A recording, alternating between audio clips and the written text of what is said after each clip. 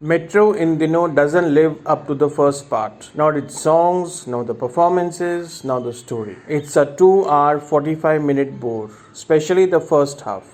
Second half is slightly better, but what the heck, you don't have 3 hours to waste in the age of multiple options for entertainment. Overall, the film is bad. But let me start with the cinematography. Cinematography बहुत ज़्यादा ख़राब है. अनुराग बासु और एक और बासु को DOP का credit है. आई थिंक उनके भाई हैं शायद. While Barfi had excellent cinematography. Each frame by Ravi Varman was well crafted. This one is atrocious. Good looking actors, elegant actors, इतने सारे खूबसूरत कलाकार इतने ख़राब दिख रहे हैं. फातिमा, सना शेख, कोनकोना, अली फजल, बहुत ख़राब लाइटिंग है. आते हैं अनुराग बासु जी के दूसरे कैरेक्टरिस्टिक की तरफ. उनको कभी कभी प्लेजरिस्ट कहा जाता है. अगर सिंपल कहें तो चोरी का इल्ज़ाम लगता है. आप कुछ चोरी करो तो उसे अपना बना लो, है ना. लेकिन अगर आपको याद हो मर्डर फिल्म, तो उसमें mostly shot by shot copy था. Remember the love making scene, even the cut points. इसमें दो चीज़ें नोटिस हुई मुझे. एक तो सारा अली खान के करियर का कन्फ्यूजन जो था वो एक Norwegian film worst person in the world से लिया गया है. शुरू का बस 2 मिनट, लेकिन वहाँ पे वो चीज़ मीनिंगफुल थी. यहाँ पे उसका कोई मतलब नहीं बनता है, वेस्ट है. थोड़ा और कॉपी करते तो शायद अच्छा होता. सेकेंड थिंग है, जो कुणाल रॉय कपूर का घर है एकदम मेट्रो उसके पास है, तो वो पूरी फ्रेमिंग वॉन्कर वाई के फॉलन एंजल से ली गई है.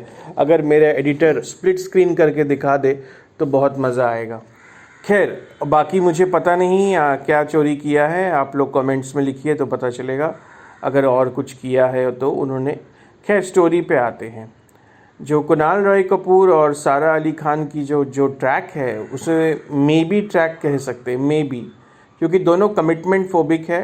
और लेकिन एंड में तो साथ में मिलना ही है एज़ यूजुअल हिंदी फिल्मों में जैसा होता है. तो लास्ट मिनट में रियलाइज़ होता है. और शादी तोड़ना या तुड़वाना ये तो हिंदी फिल्मों का ट्रेडमार्क स्टाइल है. इसे पेटेंट कर लेना चाहिए. और पंकज त्रिपाठी और कोनकोना सेन हस्बैंड वाइफ है. अच्छा हुआ, वरना मुझे लगा था कि पंकज त्रिपाठी रोमांस कैसे करेंगे. ये बहुत ही एक क्यूट ट्रैक हो सकता था, लेकिन सेकेंड हाफ में पंकज त्रिपाठी का हार्डली एनी रोल है. तो ये क्यूट ट्रैक इसलिए मैं बोल रहा हूँ कि एक हस्बैंड है, उसको चूल मची है ना, एक्सप्लोर करने की. लेकिन सेकेंड हाफ में बहुत डैम्पनर है और इसको भी ट्रेजिडी की तरह ही पेश किया गया है. और फातिमा, सना शेख और अली फजल का ट्रैक सबसे बोरिंग है. और जब भी स्क्रीन पे आते हैं तो ऐसा लगता है ओ नो, ये फिर से आ गए रोने के लिए. रोने की बात नहीं है, लेकिन बोरिंग ट्रैक है, बहुत बोरिंग ट्रैक है. अच्छे कलाकार किस तरह वेस्ट हुए इस फिल्म में. अली फजल एक फेल्ड सिंगर है और फातिमा न जाने पूरे फिल्म में क्या कर रही है. कभी अबॉर्शन, कभी सिंगल पेरेंट के साथ इश्क, और एंड में तो खुद के बच्चे के साथ नज़र आई. Anyways, very very confusing character. Neena Gupta और अनुपम खेर का ट्रैक तो ना ही पूछे तो अच्छा है, बहुत बोरिंग है. So all the stories are very boring. Even discussing it is like tedious. Anyways, let's come to the performances now. As I said, Ali Fazal and Fatima Sana Sheikh, such good actors, have been made to act badly in this film. So you can imagine, the direction and everything. Both of them are continuously crying throughout the film, God knows why. Each and every shot, each and every scene they are crying. Pankaj Tripathi का अभी अच्छा time चल रहा है और जो भी वो करते हैं लोगों को मज़ा आता है.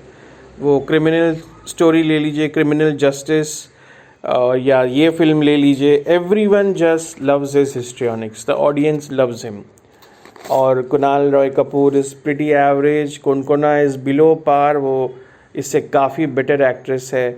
और कैसे, एक और क्वेश्चन है, सारा अली खान और कोनकोना बहन है. ऑन अ लाइटर नोट, ये भी सोचने वाली बात है. सारा Ali Khan is very bad in the first half. Her acting of being drunk is pretty pathetic.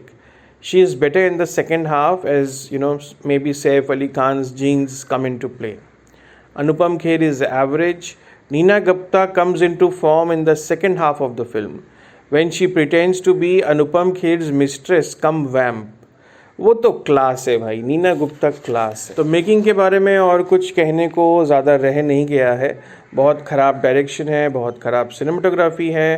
Pritam and gang वो छत पे जो गाना गा रहे हैं, कोई नॉवेल्टी नहीं है इसमें कोई ओरिजिनल ट्रैक भी नहीं है इस फिल्म में। सब गाने एक जैसे सुनाई देते हैं।